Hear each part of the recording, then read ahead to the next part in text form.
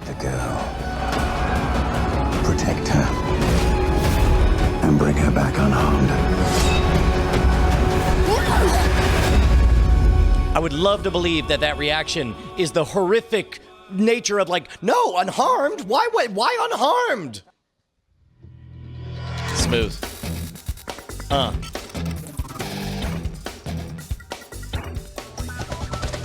Welcome to Cordkillers, the show about watching the stuff you love when you want, where you want, however you want. I am not Ryan Reynolds. I'm Tom Merritt. and I'm not Christopher Reeve. I'm Brian Brushwood. But the important thing is that I was told there would be a squeal after unharmed, and that was more of an annoyed grunt. That was like a yeah. I mean, it was right at. Oh my goodness. Yeah, yes, it's fine. It's fine. That's the last trailer for The Witcher coming December 20th on Netflix. You gonna watch it? Excited. I'm up for a little Henry Cavill as Jon Snow with magic. Basically. Fight, hunting monsters. Oh, speaking of which, I think not a spoiler. Did you know that the Hound is in Jumanji? Oh no, I haven't seen Jumanji yet. Yeah, it was Really? it was fun to see the Hound. I mean, assuming I saw him Does right. he play the Hound? He's playing the Hound. Is this the new Jumanji 2? Yeah. The new Jumanji in there. It was fun. I was just like, oh, it's the Hound. I wonder who he plays. Oh, he plays the Hound. See, typecasting works. Yep. Very cool. All right, folks. Well, the holidays come, so this is going to be the last normal, regular, the way you're used to it, Cordkillers episode of the year. Next week will be the Killy Awards, where we acknowledge some of our favorite TV shows and movies of the year. So let's get right to our primary target.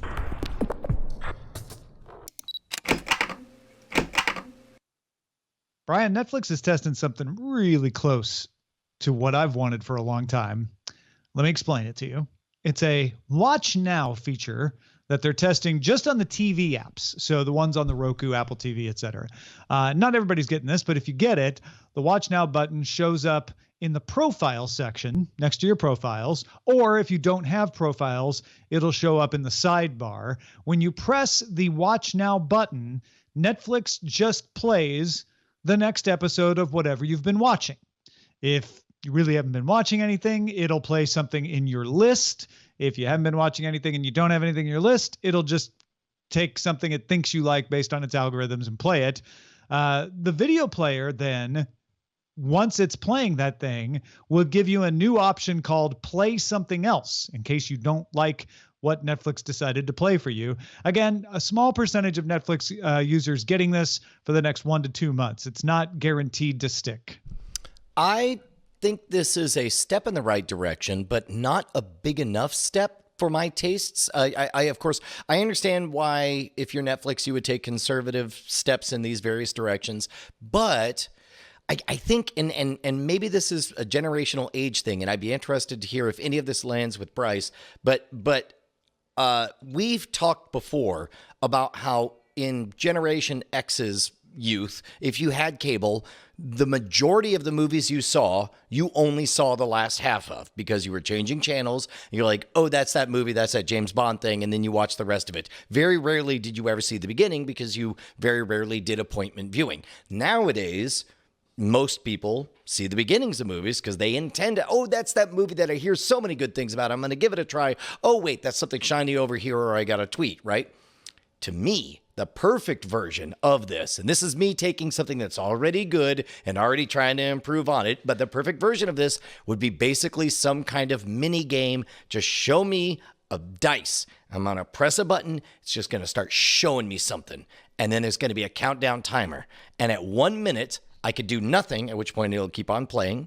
I could press a button that says, no, screw this, go to something else.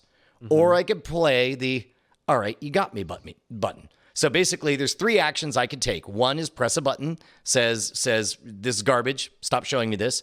Press another button that says, okay, you got me, I'll watch it from the beginning. Or I could do nothing and just continue to audition as if it's 1982 and I just turned over to channel 21, the movie channel in the Houston era. So you want the way the feature that we just described is, except it starts you in the middle of something? I think it will be actually better if it does because we already know that people tend to not like the auto playing trailers, which would be a version of that. We know that people say they don't like that, Sure. just like people say they don't like to know how stories end before they begin. But forget, I think autoplay is a red herring because this doesn't have to autoplay. This could be like, take me to the experience, right? Right. But you're pressing a button like, throw me in something. Give me just a few seconds. Don't waste my time. Just throw me into something. Let me see how I feel. And I'll either say, yeah, I'll take it. Let's go to the beginning. Or no, this is the completely wrong neighborhood on there. E. Clay Thomason says this sounds like work, but I think that's just because Brian had to explain it. The skip back and show me from the beginning button, that's already there. You can already do that. So that's not hard. It's not more work. It's just an option for you, right? And you might change the interface to highlight it a little more, whatever, but that's already there. The play something else button, like Bryce said, is there in this test. So that could be the like, hey, reject me. So really the only thing that's different and does not work at all is to say like, I'm feeling lucky, throw me in something, which is just a slight bit different, like you said, from this Watch Now. Watch Now always starts you from the beginning. That's the only difference. And that's the only, and part of the reason I wish for this is because it frees a story from having to adopt a YouTube-like story structure. A YouTube-like story structure, you'll notice all of the popular channels, in the first 5 seconds, you have something that gives you a dopamine hit in the beginning of all the channels, whether it's somebody shouting, whether it's them showing the big explosion that's going to come at the end or whatever. You have to have something at the beginning. Whereas the movie watching experience, you have the benefit of knowing that somebody has paid a ticket price, they've blocked off this 2 hours, they've sat down, they got their popcorn, they're not going anywhere, so you could tell a story that begins with a slow burn and goes somewhere. However, if you're going to do my imaginary dice rolling move that I'm wishing for Netflix to do, you could just jump to one of the good parts of one of those and then say, okay, I don't know what this is, but I'm in, let me go back to the beginning, knowing that you have now bought in for a slow burn ramp up. Because right now, to summarize, I love everything about everything I've heard, except for the fact that it starts at the beginning and you have to wait through the beginning, and it will unfairly weight stories that have a punch at the beginning. I don't know if that's unfair.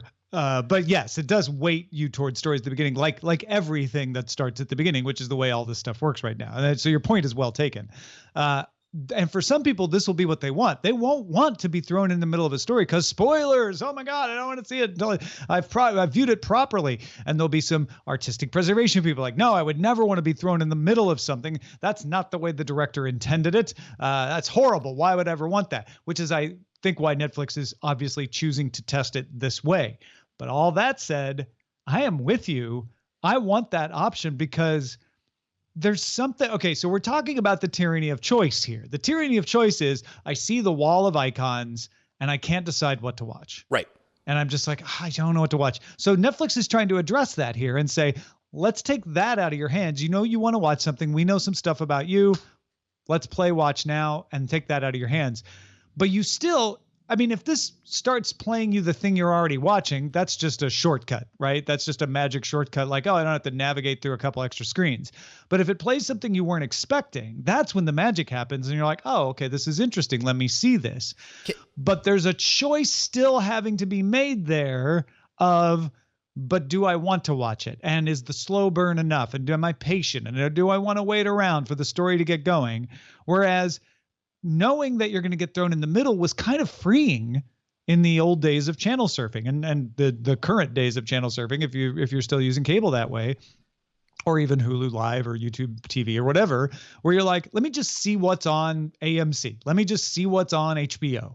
And I'll get thrown in the middle of something. And in fact, the guide was almost undermining that for me because I'd be like, but I could look at the guide and now I have choice paralysis again because I can't decide which channel to turn to.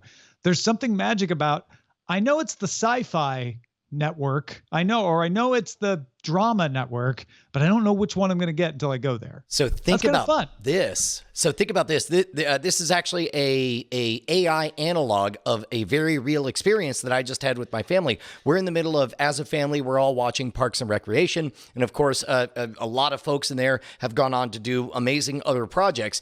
And so we don't want to watch it without anyone in the room. So Bonnie has to go tuck Callie in. Yeah, it's going to be 5 or 10 minutes or whatever. So me, I'm sort of DJing at this point. And at this point, we're, 2 seasons in. So they've seen enough of Aziz Ansari that they're appreciating him as a character. And I was like, oh, let me show you something. And so without giving an explanation, I go back to Flight of the Conchords and I find the episode where he plays the racist grocer who mistakenly thinks that they're Australians or whatever. But it's like I start playing it and the kids are all like, ugh, Dad, what is this? why are we even? And then all of a sudden they see Aziz Ansari and then both of them go, oh, it's that guy. And they're into it. And then, eventually mom comes back from tucking in the kids. But like, I just want a trust me button, hey, don't tell me why. Take me somewhere. Let me have that experience. But because it's not rocket science, the algorithms can figure out, oh, you tend to like, this was produced by so-and-so, this cinematographer did whatever. You really went back and rewatched this fight scene 3 times. The fight choreographers in it or whatever. Just a trust me button would be so much fun.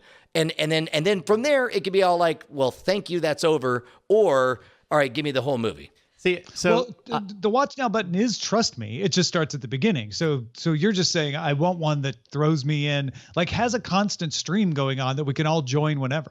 Yeah, well, and plus also, keep in mind, Aziz Ansari doesn't show up until 7 minutes into that Flight of the Conchord episodes. So if the algorithm had done it, the kids would never have made it to the part where it's like, oh, if you just stuck around long enough, you would have had that awesome surprise of seeing one of Aziz Ansari's earliest roles. But because I took them straight to it, they got an aha moment. But I'll say for me, from my viewing habits, because I don't watch as much Netflix as I used to, for me, it's starting something. And if there's an extra bit of work of I wanted to throw something on, and I don't want to have to hit an extra button of now I suddenly have to judge this thing that it's put in front of me and then secondarily decide whether I like it or not.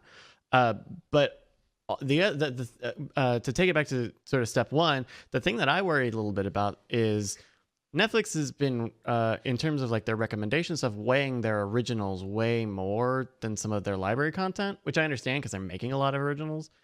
But also, I think that tends to mean it's not giving me the best stuff for me versus the most popular Netflix original content. Netflix denies that that's the case. They say the algorithm just picks things based on what you like to watch.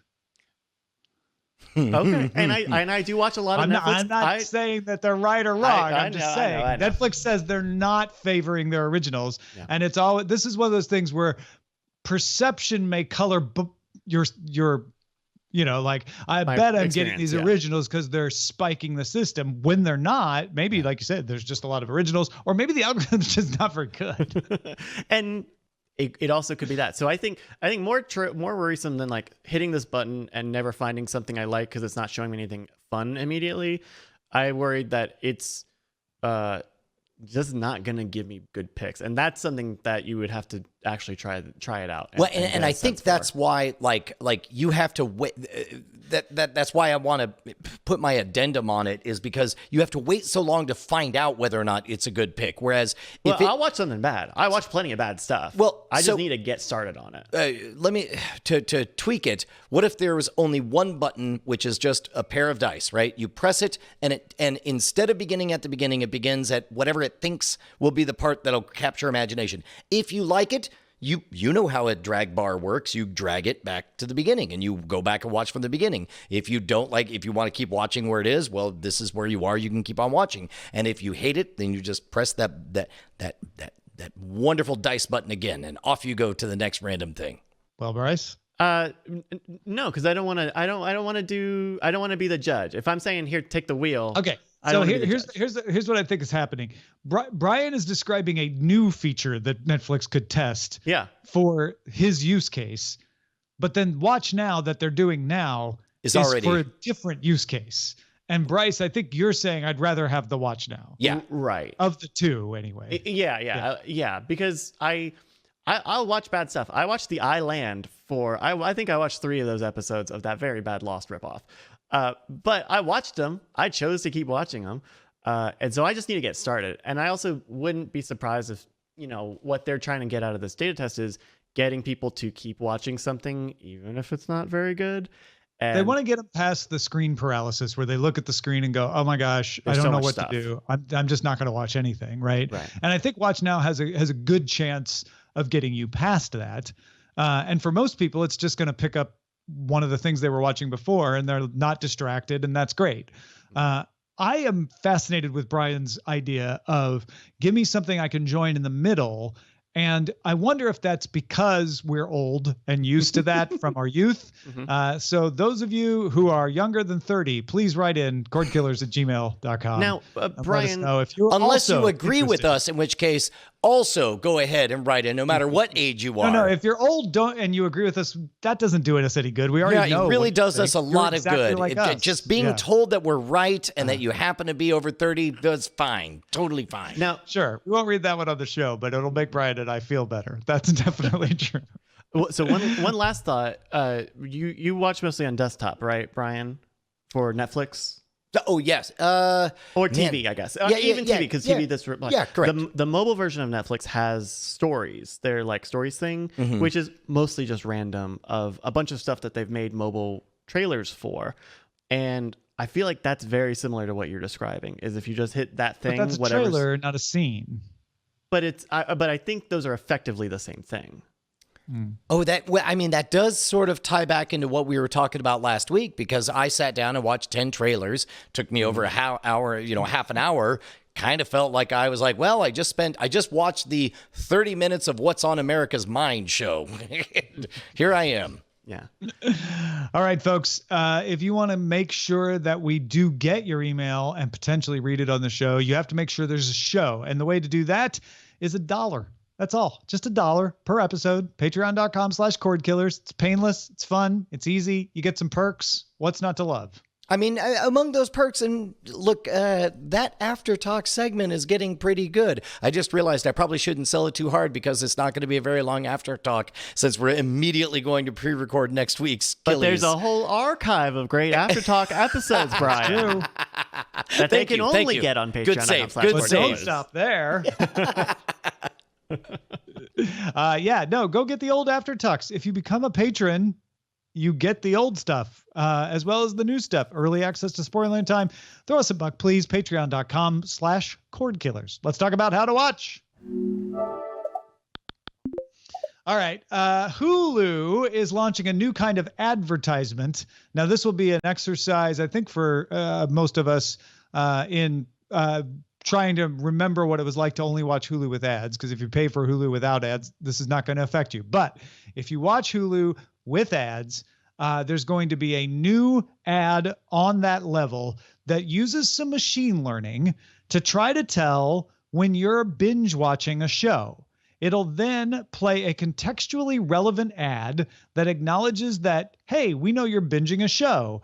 And even when you reach the 3rd episode in a binge, you might get an ad announcing that the next episode will be ad-free. You know, Hulu does that sometimes. This would happen on the 3rd episode of binges, or maybe even give you a personalized offer to order something. Hulu states that about 50% of its ad-supported viewing hours are during a binge watch, and Kellogg's Cheez-Its, Maker's Mark Bourbon, and Georgia Pacific's Sparkle Paper Towels are the first launch partners for the new ads. I am this seems like such a baby step that I'm surprised we haven't already seen this. Because advertisers don't get to be subtle in this. Like, I mean, what can you do? If you knew, if you're an entrepreneur and you have an ad and you're like, yeah, but what would you say if you knew somebody was binging? You would, I don't know, be like, binge on my product and or service. Like it's not a lot of fidelity to it. But it does sort of hint that we're entering the AB universe. We're already there when it comes to emails. Every time we send out an email through MailChimp, it asks, you can select, give an A title and a B title. It'll test both. Whichever one does better, that becomes the one that it does for everything else. They're getting ready on YouTube to do AB titles and thumbnails for videos, where you could do an A title, B title, C title, and it will release it to a small group of people, essentially test market it, and then whichever is the best of them that most people click on, that'll be what it releases. We just talked about the idea of algorithmic recommendations on Netflix, and I think this is kind of more in the same vein, because you now know something about the experience that people are watching. This might be too far of a sideways journey for us, Tom, and feel free to get us back on track. But now it has me wondering if you wouldn't do A, B, C, D, E, F edits of shows, figuring out who stops binging at which episode. And then if they binge, or if they go away, they get a different version of the content along with the different ads and all that stuff. Like, where does it end? Because we are entering the era where how you experience art determines what type of art you receive. And granted, we're talking at the most base level right now about advertisements, and advertisements are not art, but this is often where those innovations begin that end up determining how we experience everything else. Yeah, I mean, the thing that's new here is not that they can tell you watch 3 episodes in a row and they're giving you an ad that will bring the next one ad free. They could have done that years ago. They've done the, hey, if you watch this ad from the car company, you won't get any advertising interrupting you before. That part's not the new part. The new part here is the machine learning that says, this person generally sits down at 7 p.m. on Thursday and binges stuff. Now, they're watching the first episode of a new show, but we're pretty sure that means they're going to binge it because that's what they generally do. So the machine learning algorithm goes, aha, put the binge-worthy ads in there and they will resonate more. It's neither more nor less than that. So the innovative part here isn't telling you like, hey, we see you're binging, here's an ad. It's knowing when to put that in there. And then, I guess Hulu getting to charge a little more for that. Oh, That's interesting, because you seems like you're more dialed in on the tech aspect, whereas I'm more dialed in on the storytelling aspect, because they are selecting what to say. They're going to say something different to somebody if they know they're binging, and I'm really fascinated. Let me short circuit you there, because of course they are. That's advertising. Advertising is, I'm going to say what I think is appropriate to the situation that'll get you to like my ad. How does that differ when you're like, I know you're doing the first episode of a binge and I'm sending you this ad, versus, well, we can tell he did 6 episodes in a row, so put the binge ad out there. Well, because you get to plant seeds. If you know algorithmically that somebody is about to begin a 6-hour journey, then you can say something bizarre. And again, I'm more obsessed with the storytelling side of things, but you could say something like, hey man, you're about to watch Game of Thrones, are you? Listen up. 5 hours from now, you're really going to want to eat a pizza with this condiment on it. Don't ask me why. Just know I'll be back. And when you do, I'll just press this button and it'll be delivered. And then there's some element of the story or whatever that you can prime people, just like you're able to prime people to experience the story differently through things like trailers and presentation and all that stuff. You can go along that journey with them, which in a bunch of advertising books, there's a lot of value to that. And then you enter the ethical dilemma of like, well, are you programming somebody to want a certain thing at a certain time? Or are you, as a good bro, being there along with them on the experience, knowing that, around this time you're going to want this object? And I wish I had more specifics to make this more concrete. Well, if you look at the examples, though, they're not doing what you're talking about. The examples in the TechCrunch article are basically stills that are just giving you a written message. It says, another episode, snack it to me, presented by Cheez-Its, right? These are, we're trying not to get in your way. We know what you're doing. You're binging. So we want you to think positively about us rather than trying to tell you a separate story. I mean, I'm 100% agreed. Of course, that is how it always begins, is very simply. But I guess I'm curious that it sounds like you're less interested than me in exploring on where this ends, because where this ends is that's the entire advertising industry, and there's all kinds of examples of that can spark where you're going with that, right? I'm trying to figure out what about this particular moment right now that we're talking about this week means for us.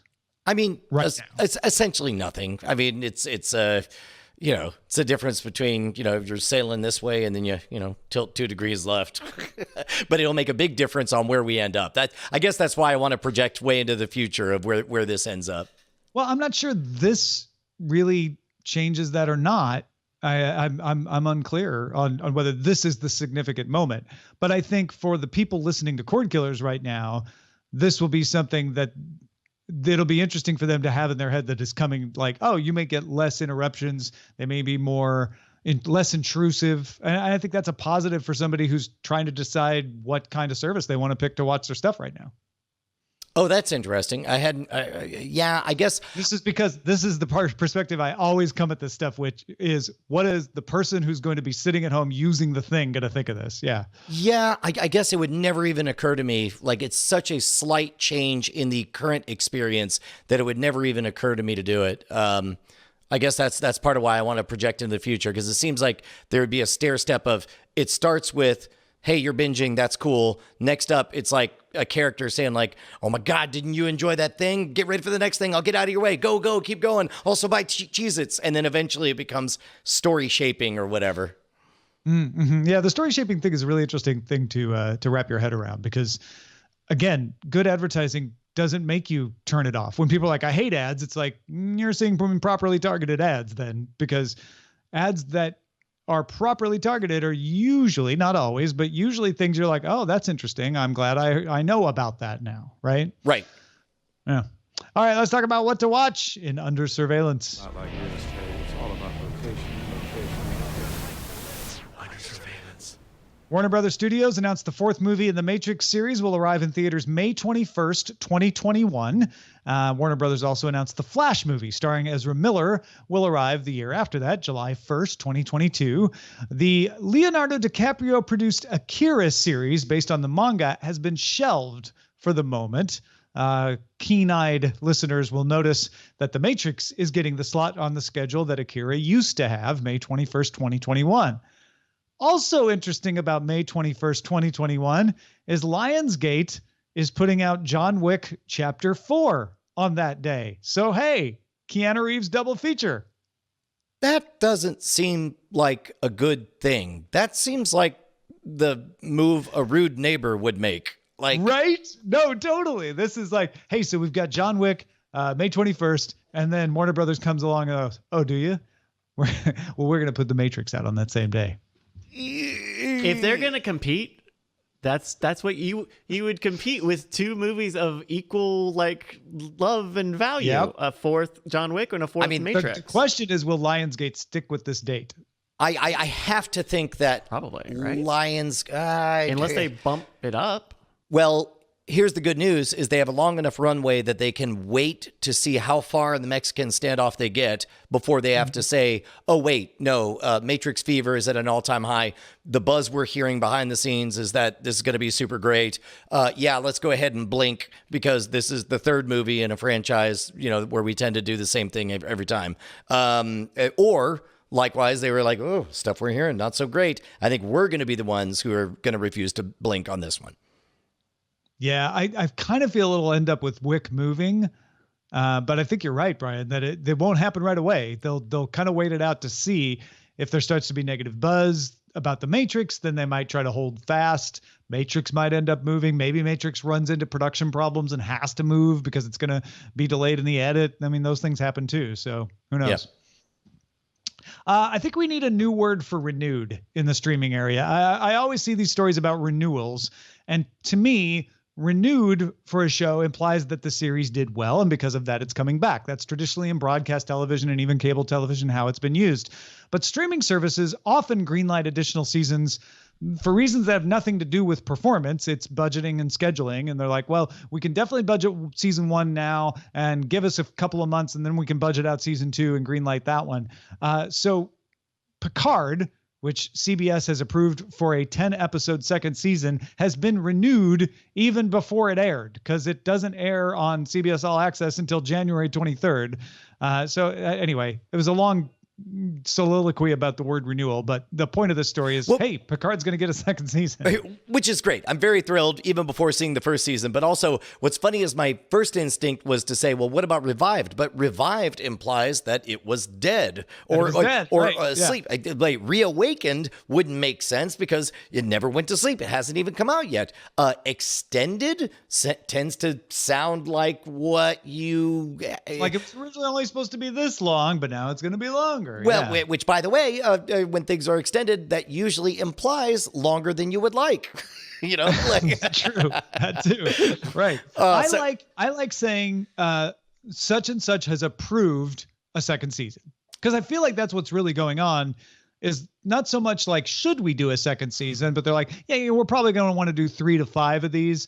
We'll approve season 1 right now, and then give us a little bit of time, and then we'll be able to approve season 2. I don't know what's a better word than renewed right now. And in fact, cordkillers@gmail.com. Send in your better version of the word renewed. HBO Max has ordered work on an adaptation of Neil Stephenson's novel Snow Crash.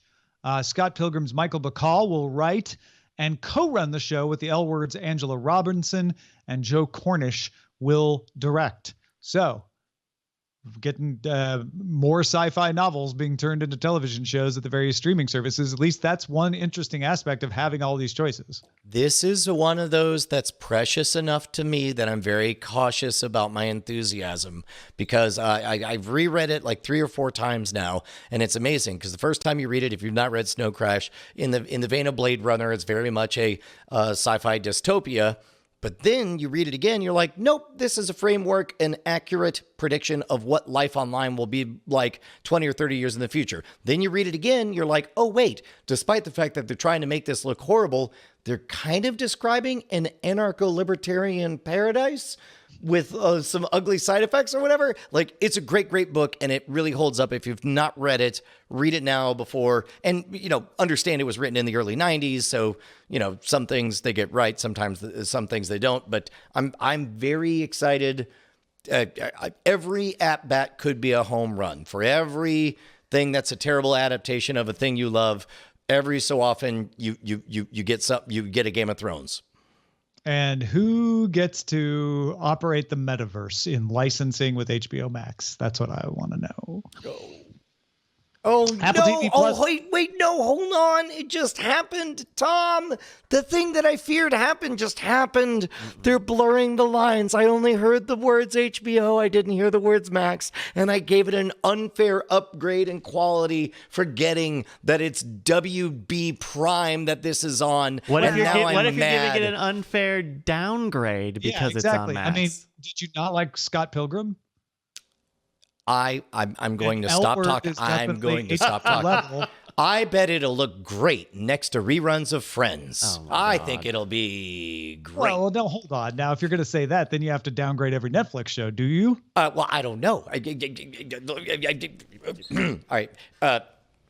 Apple TV's Plus anthology series about immigrant stories, Little America, will arrive January 17th with all episodes showing up at once. The series is written by Kumail Nanjiani and Emily V. Gordon, who also did The Big Sick and has been approved for a second season. Man, wow, what an amazing powerhouse couple those two have become. I'm so excited to watch them continue to crush everything. Yeah, so this is going to be a fictionalized telling of real stories, I think. I don't know how much based on a true story it is, but it's actors doing it. It's not a documentary series, and it looks like it'll have some great cast members and great stories. So again, Apple TV, I think it's an interesting strategy for them to just hammer you with a big thing once a month, not filling up the back catalog right away. Just here we go. We launched with 5, and then we brought Servant, and then we brought this, and then we brought this. So yeah, I'll see how that does for them. I almost didn't put this in here, but Paul McCartney is collaborating with Netflix on an animated feature called High in the Clouds, which I think, because it's Paul McCartney and 60s drug culture, I'm like, okay, what's that about? Well, it turns out it's based on a children's novel he wrote with Jeff Dunbar and Philip Ardagh. It's about a teenage squirrel and a gang of teenage rebels fighting an owl who steals the voice of anyone who upstages her. And then they get weak and high.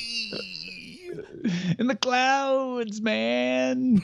Anyway, that's coming to Netflix. Keep your eyes out for it. What have you had your eyes on, Brian? I went and watched the Jumanji 2. I saw the second Jumanji movie, the movie that I said was going to be no good because it was a bunch of characters you'd already seen doing a bunch of things you'd already seen. Guess what? I was 100% right, but also it was a lot of fun. So I think my favorite review that I read said it's DLC, just like a video game. Sometimes you love a video game so much that you're willing to pay for a little bit of DLC, and it's kind of a weird side questy kind of thing, but at least you're playing more of the game with the new story. That's exactly what you get. Plus, you get to watch 4 different characters take turns pretending to be Danny DeVito. So it's pretty great in that regard.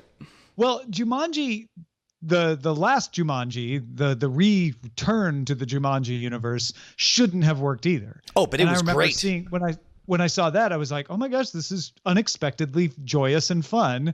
So it sounds like they've pulled it off again against all odds. Yeah, because spoiler alert, a bunch of the avatars, they figure out a device where different players are doing different avatars or whatever. Turns out some of those actors are better and more flexible than others. The MVP is definitely Jack Black. Jack Black is able to flip a switch and be different people. It's pretty great. Well, The Expanse season 4 arrived on Amazon a little early late last week, and I am only in regret that I haven't finished the entire season. I'm up through episode 8. I'm almost there. It's wonderful. It's just a fantastic return. Everything you'd hope for? Yes, absolutely. This is one of my lesser favorite of the novels. I like all of them, so it pains me to even put that out there. But a lot of this takes place with the crew of the Rocinante on a planet versus out in space, and I love it when that crew is flying, even when they're not together. I love it when they're flying. So I think the story is fun and interesting, but it's not my favorite one of their adventures. Let's put it that way. And yet this TV show is making me appreciate it in ways that I had forgotten about that story. The performances are great. The effects are great. The writing's stellar. And I am so happy to be flying with Holden and Nagata and Kamal and Amos and the Rocinante again. I can't tell you how I wish I could just quit everything else that I was doing and just binge this from front to back, but I've done my darndest to try to do that. Nice. What should we be on the lookout for, Bryce? Hey, we got a letter from Rob. Rob writes, hey, Cordkillers crew. I know this has been mentioned in passing on your show, but I have to recommend checking out at least the first episode of The Imagineering Story on Disney+. It's amazing what they've accomplished, but what I found remarkable was that they have footage of Disneyland being constructed in 1954 and 55 that looks like it could have been filmed yesterday. Thanks for the great show, Rob, aka Blame Rob. Thank you, Rob. Yeah, I watched a trailer for this, and it truly does seem like they are showing a lot of stuff most people would not be allowed to record, be allowed to see, be allowed to talk about it all. And if you don't know the Imagineers, those are the engineers who make all of the high-tech stuff at the Disney parks, the animatronics, all the rides and stuff. This looks pretty cool. Have either of you guys seen this on Disney? Because I know you both have Disney Plus. No, I haven't watched it. As a matter of fact, I did see this email, and I think we both put it in the doc. I put it in the email section, not realizing you had it in there. Yeah. And I put it in there specifically because I wanted to give a shout out. If you enjoy this kind of stuff, the Defunct Land channel on YouTube, youtube.com/defunctland is amazing. He's able to unearth some of the most old, amazing, bizarre stuff and tell all the stories of rides that have come and gone on various theme parks. I love all of this stuff, so I'll definitely be giving this a watch. Cool. There are 6 parts of this docuseries streaming now on Disney+. If you got something we should be on the lookout for, email us, folks, cordkillers@gmail.com. Brian, I take it from the fact that you're talking to me right now that Doghouse is still letting you use their computers. For the moment, if you missed the story, of course, Doghouse System provide us with a whole ton of horsepower, a bunch of high-powered systems that we use for editing, that we use for streaming. They are the lifeblood that is keeping this studio alive, and you can support us by going to doghousesystems.com/v/Rogue, ROGUE. Use promo code ROGUE. You'll get an SSD drive. But I also wanted to give a quick shout out. If you're getting ready to buy some holiday stuff right now, if you go to scamstuff.com, that's gear for the modern rogue, we are going to do something we've never done before. We're going to full on shut down the store for the week before Christmas.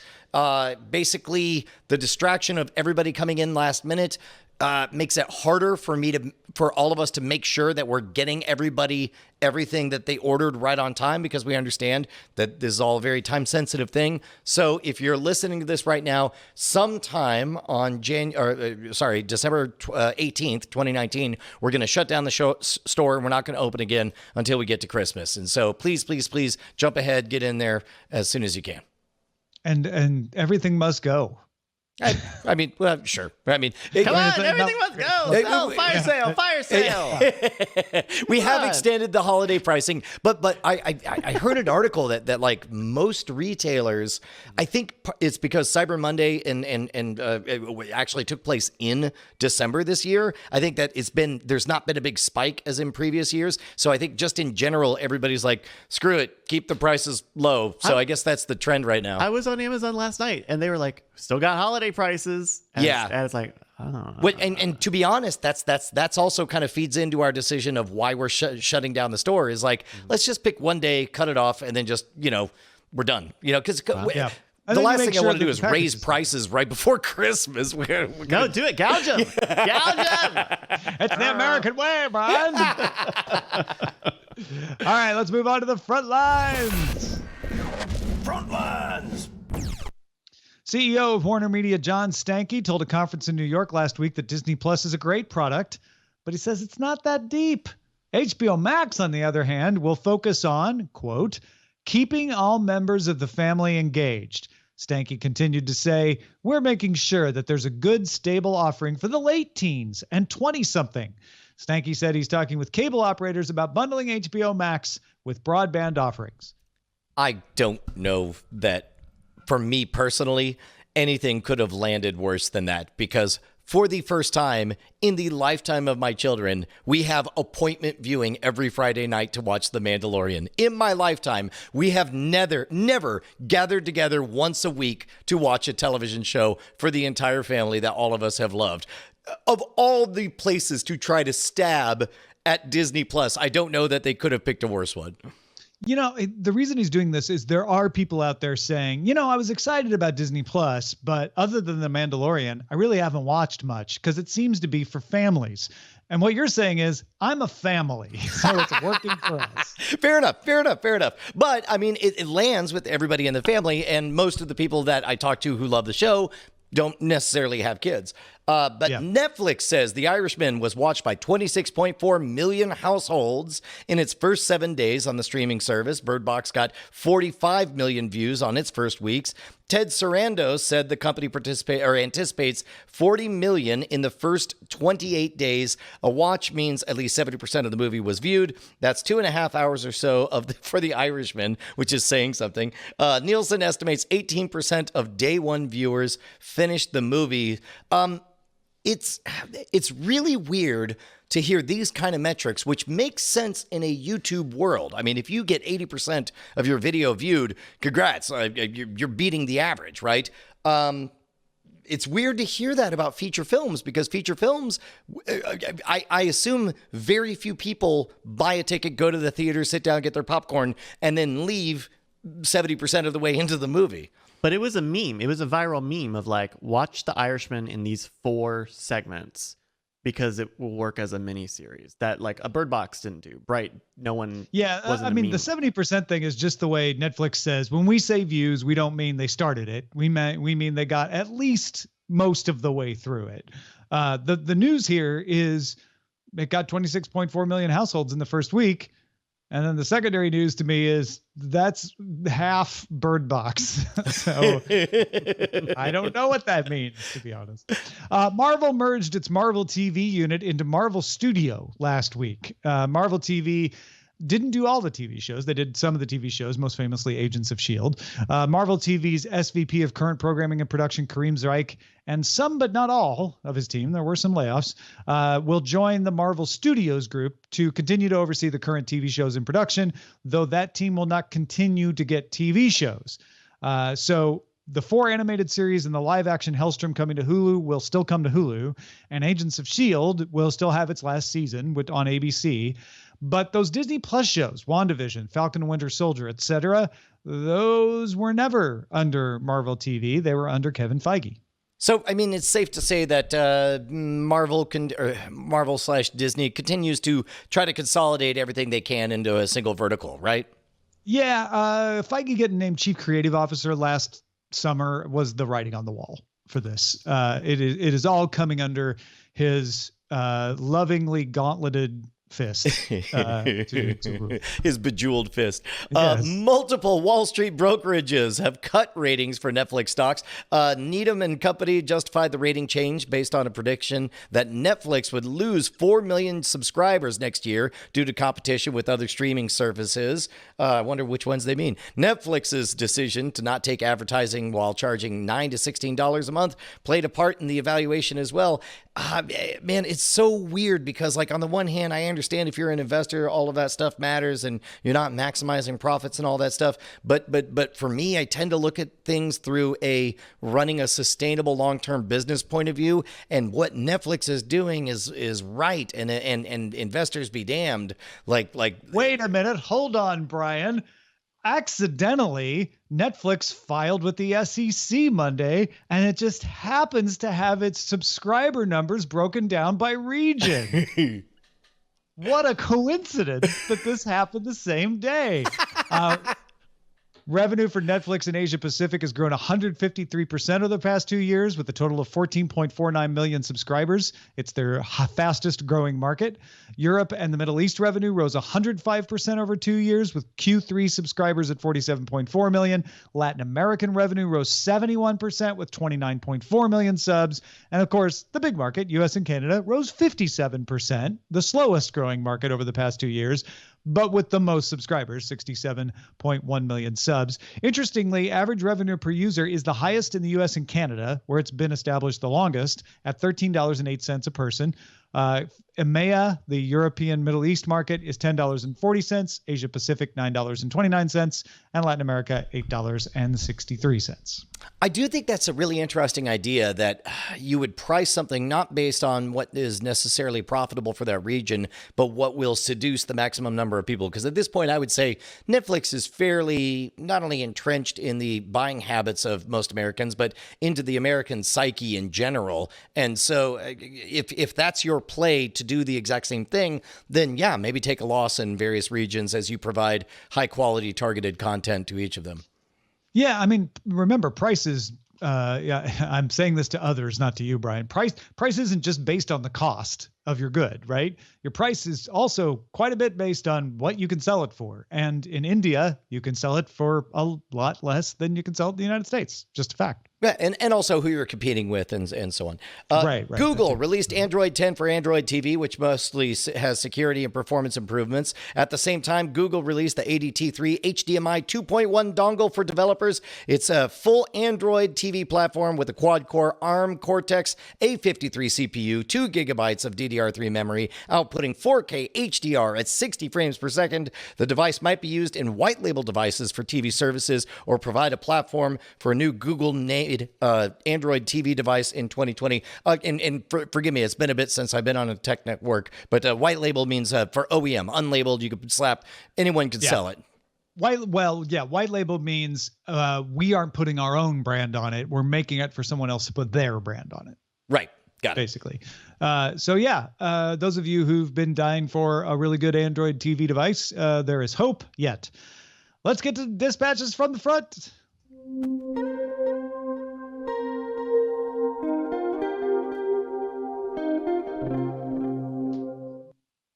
Bill near Athens, Georgia wrote, it seems that Netflix and especially Amazon prepared to counter the attention that Disney Plus was going to get. Shortly before Disney Plus launched on November 12th, Amazon came out with the second season of Jack Ryan on October 31st. Since the Disney Plus launch, Amazon has released the fourth and final season of Man in the High Castle on November 15th, the third season of Marvelous Mrs. Maisel, December 6th, the fourth season, Amazon Prime, First of the Expanse, December 13th, and the movie The Report, starring Adam Driver. As someone who was anticipating these shows for a while, it felt as if Amazon held back at least some of these shows so that they could release them after Disney Plus came out. Netflix's answer to Disney Plus seems to be movies and commercials. The Irishman, Two Popes, Marriage Story, and other movies are featured in Netflix's latest commercial. I think I've seen this commercial more than any other Netflix commercial since the ones that advertise you could use your Nintendo Wii to watch Netflix.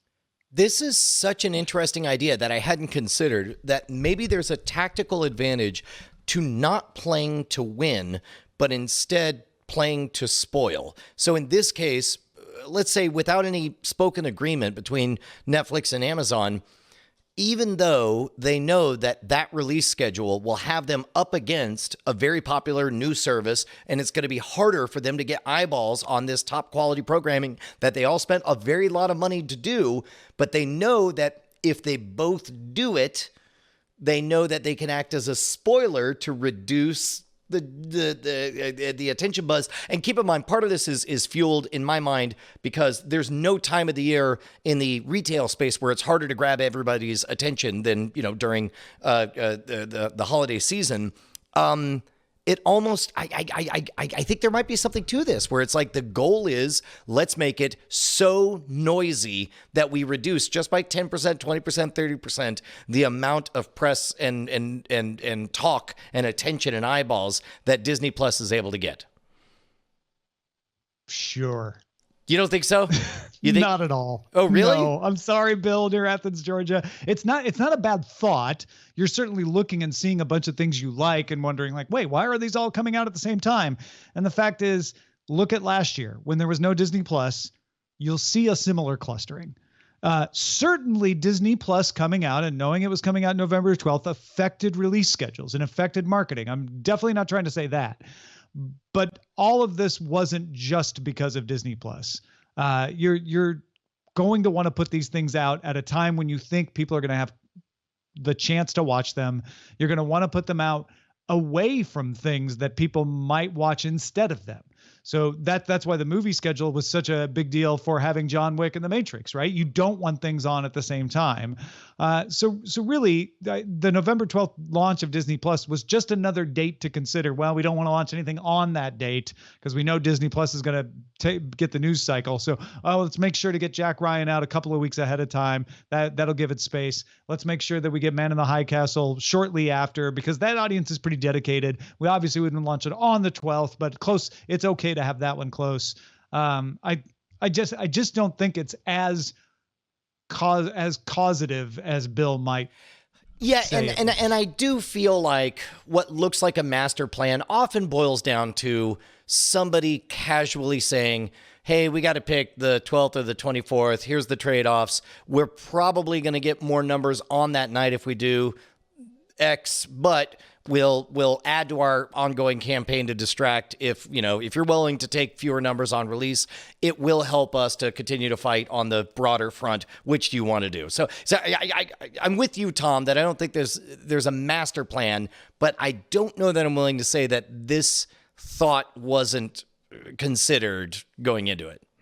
Yeah, no, I think you're right. I think you're right about that. So there you go, Bill. You're right.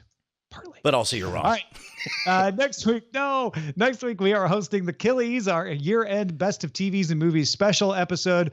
We've each got 10 or so great things we saw in 2019 and The Abandonee, the one thing that we didn't watch anymore in 2019. So look for that in the public feeds December 23rd. Our website is cordkillers.com. Our email address is cordkillers@gmail.com. We're live on twitch.tv/nightattack. Also diamondclub.tv. Be back with a new episode of Cord Killers January 6th with me from CES. Happy New Year, everybody. Love you guys. Hey guys, Brian and Tom here, and it's just the same old message at the end of the credits, just like always. That's right, Brian. Nothing new here except your name showing up. Oh my gosh, because I've you got a just name. supported us on Patreon. Yeah, all those $5 donors, look at that. That's your name in pixels. We're going to make you famous, kid. Put your There's name in some pixels on classic the internet. names in there, but some of you are new. Some of you aren't there. It's sad. What can they do, Brian? I mean, they could go to patreon.com/Cordkillers and pledge $5 an episode and be one of these amazing people, like this one. Amazing. Oh, look at that name right there. Diamond Club hopes you have enjoyed this program.